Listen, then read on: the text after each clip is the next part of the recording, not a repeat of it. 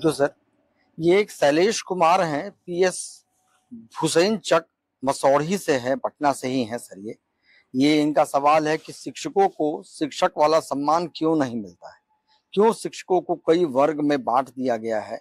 हमारा विचार है कि शिक्षक का एक समवर्ग होना चाहिए, जिससे गुणवत्तापूर्ण शिक्षा में सरकार को अधिक सफलता मिलेगी। देखिए, प्रशासनिक व्यवस्था में अगर मेरे डिपार्टमेंट में देखें, आईएएस हैं, बिहार प्रशासनिक सेवा के लोग भी हैं, उसका शिक्षा सेवा के लोग भी हैं, और अन्य वित्त सेवा के लोग भी हैं, और भारत सरकार से बहुत सारे प्रतिनिधि सेवा के। तो कभी भी हम लोग काम करते हैं ना, तो ये सब दिखते नहीं कि फलाना प्रशासनिक सेवा का है, फलाना प्रशासनिक सेवा का है, फलाना शिक्षा सेवा का। देखिए, सबका एक उद्देश्य है कि शिक्षा विभाग को संचालित करना। उसी तरह मेरा विचार यह है कि ये सब भेदभाव जो है ना, ये कागजी भेदभाव है। मतलब ये कागज पे है कि आपका ये फलाना सेवा है। मेरी जानकारी में सबका स्केल एक ही है जी। तो ये भेदभाव नहीं होना चाहिए। आपका होना चाहिए कि आप बैठे, आपका मूल जो उद्देश्य है कि बच्चे को पढ़ाना है, उस पर ज्यादा ध्यान दीजिए।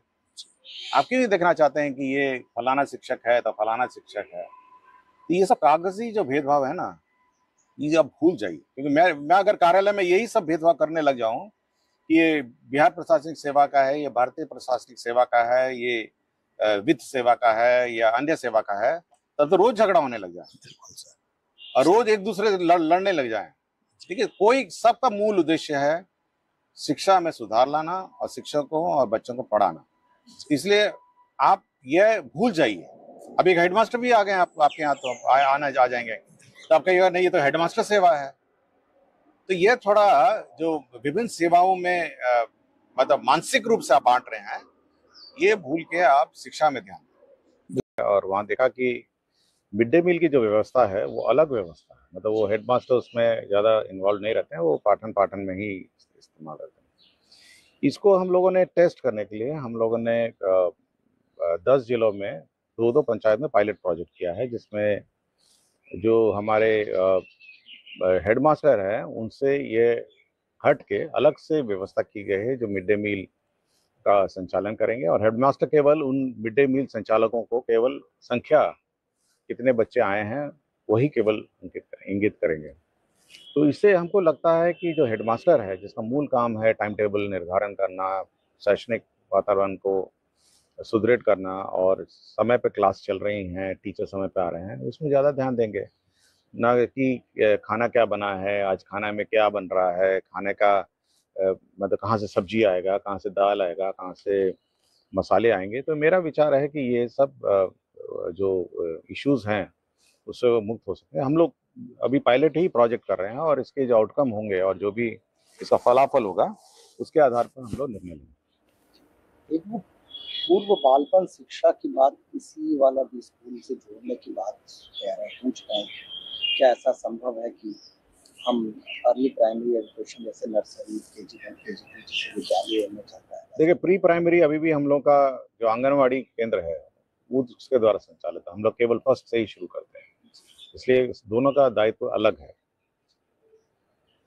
सर, ये दूसरा सवाल साजिदा खातून उत्क्रमित मध्य विद्यालय लाहूगंज ठाकुरगंज किशनगंज से पूछ रहे हैं। इनका प्रश्न है कि मैं एक गांव की शिक्षिका हूं और बच्चों को गुणवत्तापूर्ण शिक्षा देना चाहती हूँ, किंतु बच्चों के माता पिता केवल बच्चों को पैसे और खाने के लिए विद्यालय भेजते हैं और वह बच्चों को पढ़ाना नहीं चाहते। उन्हें कॉपी नहीं देते हैं, परंतु बच्चे पढ़ने के लिए उत्सुक हैं और मैं पढ़ाने के लिए, और सरकार जितना कॉपी दे रही है बच्चों को पूरा नहीं हो पा रहा। इस वजह से गृह कार्य बच्चों को कैसे दिया जाए ताकि गुणवत्तापूर्ण शिक्षा के लिए मैं क्या करूं? सवाल। देखिए, पहले तो हम लोगों ने एक संशोधन किया है, जो अगले साल जो FLN किट है, जो लर्निंग किट है, उसमें हम लोगों ने 2 कॉपियाँ एक्स्ट्रा कर दी सब क्लासेस के लिए। कि हमको लगा जब हम लोग गए कि जब पढ़ाई देख रहे थे तो बच्चे कॉपी के अभाव में एक ही कॉपी में अनेक सब्जेक्ट्स भी लिख रहे थे। तो हम लोगों ने ये बात कहा कि भाई देखिए, हर सब्जेक्ट का हर कॉपी अलग होता है और यह टीचर को सुनिश्चित करना है कि मैथ्स का क्लास में मैथ्स का कॉपी होगा, इंग्लिश की क्लास में इंग्लिश की कॉपी होगी, हिंदी की क्लास में हिंदी कॉपी होगी अब बाकी जो सब्जेक्ट है साइंस की कॉपी में साइंस की क्लास हुई। लेकिन हम लोगों ने ये देखा कि एक ही कॉपी में अनेक सब्जेक्ट्स लिखे हुए थे और होमवर्क भी अनेक सब्जेक्ट्स लिखे हुए थे। तो हम लोगों ने एक परिवर्तन किया है, अगले बार जो FLN किट का सेट है उसमें 2 कॉपी एक्स्ट्रा कर दी है और इस बार हर कॉपी में हम लोग ये स्टिकर लगा के भेजेंगे कि ये किस सब्जेक्ट की कॉपी है, ताकि ऐसा ना हो कि हिंदी कॉपी में इंग्लिश लिखने लग जाएंगे, इंग्लिश कॉपी में कुछ और लिखने लग जाएंगे और मैथ्स की कॉपी में कुछ और लिखेंगे। तो उसमें स्टिकर रहेगा कि ये फलाना सब्जेक्ट की कॉपी है और इस सब्जेक्ट की कॉपी में यही आपको लिखना है। दूसरा ये है कि हम लोग जो स्कॉलरशिप भी देते हैं, देखिए हम लोग FLN किट देते हैं, बैग है, सामान देते हैं, मिड डे मील है। इसके अलावा देखते होंगे स्कॉलरशिप भी हम लोग देते हैं। स्कॉलरशिप से ये उम्मीद की जाती है कि जो पठन पाठन में जो अन्य खर्च होता है या एक्स्ट्रा कॉपी है या एक्स्ट्रा कुछ खर्चा करना है या कुछ खरीदना है, ये स्कॉलरशिप पैसे से किया जाए। तो ये मेरा अनुरोध माता पिताओं से है कि जो स्कॉलरशिप की पैसे आपके अकाउंट में आते हैं उससे बाकी जो शैक्षणिक सपोर्ट है उसमें उसका उपयोग करें। और ये ज़रूर बहुत कठिनाई ये मतलब टीचर्स, मैं ये खातून जी से मैं अग्री करता हूँ कि ये पेरेंट्स को ही अग्री कराना पड़ेगा, मतलब वो पेरेंट टीचर मीटिंग में बताना पड़ेगा कि भाई आपके बच्चे के पास ये कॉपी नहीं है, खरीद के दीजिए। तो जो पेरेंट टीचर मीटिंग बार बार हम लोग इन्फोर्स करते हैं कि पेरेंट्स का क्या रोल है शिक्षा में, पेरेंट्स का रोल बहुत ज़्यादा है। तो पेरेंट टीचर मीटिंग में इन्फोर्स करेंगे कि भाई आपका बच्चा ये कॉपी नहीं लेकर आया है या ये कॉपी का अभाव उसको है, आप उसको खरीद कर दीजिए। हम लोग तो सरकार की एक सीमित सब्जेक्ट वाइज किताब दे सकती है, लेकिन अगर अतिरिक्त किताब देना पड़ेगा या तो पेरेंट्स को ही अपने स्कॉलरशिप पैसा जो सरकार द्वारा दिया जाता है उससे व्यय करना हो पड़ेगा। बहुत शुक्रिया सर। ये एक सवाल है जो संगीत शिक्षक है चंद्रकांत कुमार, ये UHS घाघरा बखरी बेगूसराय से है। ये संगीत से संबंधित है, कुछ स्टेटमेंट भी है सर उनका कि बड़े दुख के साथ कहना चाहूंगा कि मेरी तरफ से यथासंभव 100% प्रयासों के बावजूद न ही विद्यालय परिवार संगीत शिक्षक का सदुपयोग करके बच्चों को लाभ पहुंचाने में मदद कर रहे हैं और न ही अभिभावक गण समझाने के बावजूद बच्चों की भलाई के लिए जागरूक हो रहे हैं। महाशय, कम से कम शुक्रवार शनिवार को भी विधिवत संगीत शिक्षण कार्य विद्यालय स्तर पर सुनिश्चित हो तो बच्चों में सर्वांगीण विकास संभव हो सकेगा। ऐसी कोई व्यवस्था नहीं है। देखिए हम लोग जब स्कूल में पढ़ते थे तो संगीत का जो क्लास है वो वीकडेज में भी था और शनिवार को भी था। तो ये हेडमास्टर पर निर्भर करता है कि वो संगीत का क्लास कब लगाता है। देखिए संगीत भी आपकी शैक्षणिक व्यवस्था का अहम अंग है, इसको अलग नहीं देख किया जा सकता है कि ये नोटबुक से संबंधित नहीं है, ये किताब से संबंधित नहीं है। तो बस ये जो हेडमास्टर सब हैं ये अपने जो संगीत, ठीक है संगीत टीचर एक ही होगा और कहीं तो संगीत टीचर हो भी नहीं, होगा भी नहीं, तो कहीं से बोरो करना पड़ेगा। तो हेडमास्टर ऐसी व्यवस्था करें कि वीकडे में भी एक क्लास कम से कम हर बच्चा कम से कम संगीत का ज्ञान उसको हो। तो ये हेडमास्टर पर निर्भर है, ये हम लोगों ने ऐसा कोई निर्धारित नहीं किया है। तो संगीत क्लास होनी चाहिए और कंपलसरी होनी चाहिए और हर बच्चे को अटेंड करना चाहिए और समय निर्धारित हेडमास्टर करेंगे। हम लोग यहाँ से नहीं करना चाहते हैं, फिर कुछ प्रॉब्लम हो जाएगा, हम लोग यहाँ से मुख्यालय स्तर से करेंगे। हेडमास्टर अपने यहाँ पे निर्धारित करें और संगीत टीचर जो भी लोकल है, जो भी बहुत सारे लोकल लोग संगीत सिखाने के लिए इच्छुक होंगे अपना सिखाएंगे, या फिर जो हेडमास्टर जो टीचर है संगीत शिक्षक हैं अगल बगल स्कूल में वो आके सिखाएंगे। बहुत बहुत शुक्रिया सर। सर एक सवाल है जो बहुत दूर दराज के विद्यालय से है, रत्नेश कुमार मिश्र, विद्यालय अध्यापक है, नंदकेश्वर सिंह उच्च माध्यमिक विद्यालय पकड़ी अमोलवा पश्चिमी चंपारण। सर इनका सवाल है कि अंकित करना है कि बिहार में उच्च माध्यमिक विद्यालयों में कंप्यूटर विज्ञान के शिक्षक नहीं होते। ये लोग वर्ग से 9 से 12 तक की कक्षा में कंप्यूटर की कक्षाएं ले रहे हैं। यद्यपि 11-12 का सिलेबस तो SCERT के द्वारा दिया गया है, परंतु 9-10 का सिलेबस नहीं है। CBSE या अन्य बोर्ड में कक्षा 2 से ही कंप्यूटर की कक्षा बच्चों को दी जा रही है। ग्रामीण परिवेश में बच्चों में मुख्य विषयों को लेकर काफी सजगता देखी जाती है, परंतु बिहार बोर्ड में कंप्यूटर मुख्य विषय नहीं होने के कारण विद्यार्थियों में इस विषय को लेकर इतनी सजगता नहीं देखने को मिल रही। मासिक अथवा सावधिक परीक्षाओं में भी कंप्यूटर विज्ञान की परीक्षा को शामिल नहीं किया जाता है, जिसके कारण विद्यार्थियों में कंप्यूटर विज्ञान विषय को लेकर गंभीरता नहीं दिखाई पड़ती। विभाग इस संबंध में क्या राय है?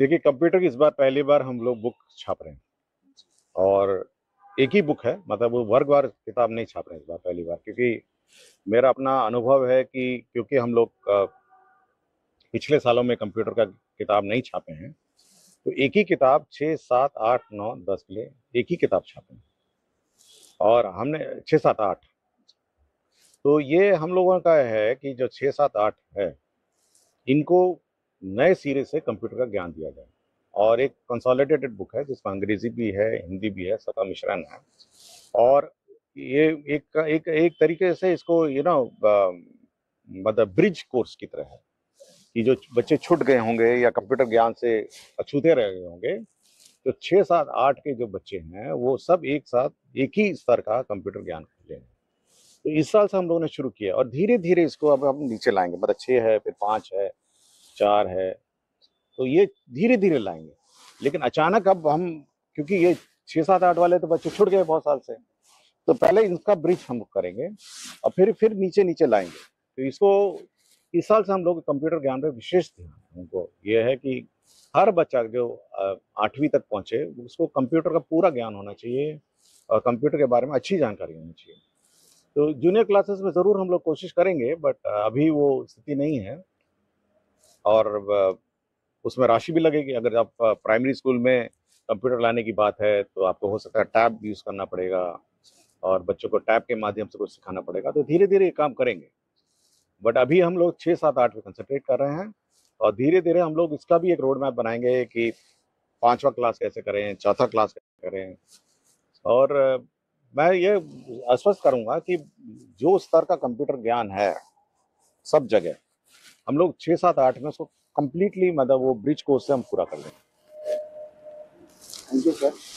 एक अभिषेक राज है, प्राथमिक विद्यालय ध्रुवपट्टी धलाड़ मधेपुरा से। ये सर आधार सीडिंग पे सवाल है कि सर बच्चों की नया आधार कार्ड बनाने की प्रक्रिया जटिल है, जिसमें कागजात में जन्म प्रमाण पत्र की मांग की जा रही है। बहुत सारे बच्चे के पास जन्म प्रमाण पत्र उपलब्ध नहीं है। इसके वैकल्पिक में माता पिता या स्कूल के कोई कागजात का विकल्प दिया जाना चाहिए ताकि इस शिक्षा कोष पर प्रवेश हो सके और सरकार द्वारा दिए जाने वाले लाभ से वंचित। देखिए, मेरा विचार ये है कि आधार कार्ड तो सभी बच्चों को होना चाहिए और किसी समस्या का समाधान उसके आउटकम को परिवर्तन करना नहीं चाहिए। अगर आपका जन्म प्रमाण पत्र नहीं बन रहा है तो कोशिश ये है कि जन्म प्रमाण पत्र बने। और सरकार का भी नियम है, registrar of birth and death का भी नियम है कि समय पर जन्म प्रमाण पत्र। हम लोग इस बात पर लगे हैं कि जन्म प्रमाण पत्र जल्दी बने और सही रूप से बन जाए ताकि बच्चे को बाद में शैक्षणिक कार्यों में बिल्कुल कठिनाई नहीं तो हेडमास्टर या कोई भी स्कूल में, जैसे पुराने जमाने में नहीं होता था कि बच्चा आया तो हेडमास्टर या जो भी एडमिशन लेते हैं तो अपना जो भी अनुमानित जन्म बर्थ डेट लगा देता था। ये व्यवस्था अब परिवर्तित होनी चाहिए और हम लोग इस बात पर लगे हैं कि डेट ऑफ बर्थ सर्टिफिकेट सही रूप से बने और जल्दी बने। हम लोग जिला पदाधिकारियों से लगातार मीटिंग करते रहे हैं और उनको यह सुनिश्चित करने के लिए कहे हैं कि सभी बच्चे जितने भी बिना आधार के इनरोल्ड हैं, अभी बिना आधार के भी इनरोल्ड हैं, उनका जल्दी से जल्दी उनका जन्म प्रमाण पत्र बनाकर उनको आधार इश्यू कराएगा। और मेरा विचार है कि जितने भी विदाउट आधार इनरोल्ड बच्चे हैं, ये अगले इस नवंबर और दिसंबर में मतलब आपका आधार हम लोग बनवा लेंगे। तो हम लोग ने छूट दी थी कि बिना आधार भी आप एनरोल हो जाइए। शुक्रिया सर। ये एक पूजा बोस है, प्राथमिक विद्यालय जनक पाठ कुल्ला खास कस्बा पूर्णिया, जिला पूर्णिया। ये कह रही हैं कि क्या शिक्षकों द्वारा बच्चों को डायरी में कुशल पूर्वक होमवर्क दिया जा रहा है?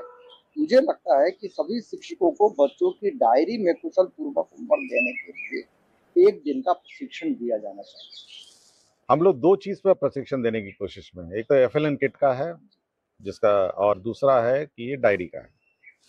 तो ये हम लोग ब्रॉडकास्ट मोड में यूट्यूब के माध्यम से सभी को एक बार फिर से प्रशिक्षण देंगे कि डायरी कैसे लिखी जाती है, क्या अपेक्षा है पेरेंट्स के, और इस डायरी को लेके आपको पेरेंट टीचर मीटिंग में बैठना है जो पेरेंट टीचर मीटिंग है, देखिए पेरेंट टीचर मीटिंग ऐसा नहीं है कि आए बैठे सब लोग अपना स्वागत हुआ फिर विदाई हो गई, नहीं, उसमें ये सब बात होनी है कि कॉपियां बच्चे के पास कितनी हैं, बच्चा समय पे कॉपी लाता है नहीं लाता है, उसका डायरी में क्या स्थिति है, डायरी में उसका होमवर्क जो लिखा गया था क्या वो डायरी का होमवर्क कंप्लीट किया नहीं किया। तो ये सारी चीजें जो हैं ये पेरेंट टीचर मीटिंग में है। और टीचर्स को ये हर हर ये जो दिन है, शाम को हमारे भी टीचर्स लिखते थे, ब्लैक बोर्ड पे होमवर्क लिखते थे, सब बच्चे अपना होमवर्क कॉपी करते थे, टीचर नहीं लिखते थे। टीचर को केवल इतना ही है कि ब्लैक बोर्ड में आज ये 5 सवाल करके आइए, अब बच्चा घर जाता था 5 सवाल अगले दिन करके आता था। तो ये टीचर्स के लिए तो कोई इशू नहीं है कि ब्लैक बोर्ड पे लिखा जा सकता है और डायरी में बच्चे अपने नोट करेंगे, और इससे बच्चे कम से कम प्रश्न नोट करना भी सीखते हैं और पेरेंट्स देखेंगे कि भाई आज बच्चा क्या होमवर्क लिख के लाया है और अगले दिन लेके जाएगा। तो ये ट्रेनिंग प्रोग्राम हम लोग इसका गहन रूप से अब करने की कोशिश में है। ये देखिए 2-3 चीजें हैं, ये एक तो होमवर्क वाला है, क्लास वर्क तो क्लास में ही होता है, दूसरा है कॉपियां के बारे में, और फिर एफएलएन किट है। एफएलएन किट भी बहुत महत्वपूर्ण है, इशू है जो अभी भी मतलब जिस उद्देश्य से हम लोगों ने जो दिया है स्कूलों में वो अभी भी इशू है उसमें। ये उसी से लगता हुआ लगभग सवाल है। ये कुमकुम कुमारी शिक्षिका मध्य विद्यालय बांक जमालपुर से पूछ रहे हैं, बच्चों के चहुमुखी विकास के लिए विद्यालय को विगत कुछ वर्षों से तरह तरह की उपयोगी शैक्षिक गतिविधियों संबंधित उपकरण यथा एफएलएन किट, बाल उपयोगी पुस्तकें, खेल सामग्री आदि पर्याप्त मात्रा में उपलब्ध कराया गया है, परंतु विद्यालय में इन सामग्रियों को रखने व उचित प्रयोग हेतु स्थान नहीं होने के कारण इन सामग्रियों का उपयोग नहीं हो पा रहा है, जो चिंता का विषय है। कृपया इस ओर पर्याप्त देखिए रखने का तो कोई इशू नहीं था, क्योंकि मैं जिस स्कूल में भी गया हूँ तो एक ब्राउन कार्टून का बॉक्स रहता है और उसमें भरा रहता है और तरह तरह के एफएलएन किट हैं और ऐसा लगता है कि किसी ने उसको छुआ नहीं। और जब मैंने हेडमास्टर से पूछा कि इस एफएलएन किट को आपने इस्तेमाल किया, सर अभी जस्ट इस्तेमाल किया, रख दिया, बस सबका एक ही तरह का जवाब है कि सर अभी जस्ट इस्तेमाल किया रखा हुआ है। लेकिन मेरी जानकारी में उसको देखने से लगता है कि अभी तक उसका पैक भी नहीं खुला और सभी प्रकार के उसमें बहुत सारे किट हैं, बहुत सारे प्रकार के किट हैं। और मतलब अगर उस किट का प्रयोग करें तो बच्चे को एक तो रुचि आएगी और एक तो उसको लगेगा कि अच्छा ये ऐसे भी सीखा जा सकता है। देखिए हर चीज किताब से नहीं सीखा जा सकता, ये किट उसको लर्निंग एड है के रूप में है और लर्निंग एड के रूप में इसको यूज किया जाता है। तो इसका एक हम लोग एक ऑनलाइन सेशन रखेंगे सभी टीचर्स का कि भाई आप कैसे, और बहुत बड़ी संख्या में टीचर हैं तो हम लोग चाहेंगे कि जिला वाइज इसका ऑनलाइन सेशन रखेंगे कि एफएलएन किट का कैसे प्रयोग किया जाए। और रखने का कोई इशू नहीं, बड़े से कार्टून में है, आप देखिएगा हर विद्यालय में हेडमास्टर के कमरे में या स्टोर में एक कार्टून के डब्बे में पूरा भरा हुआ है। तो हमको लगता है साल साल आता रहा और भरता रहा।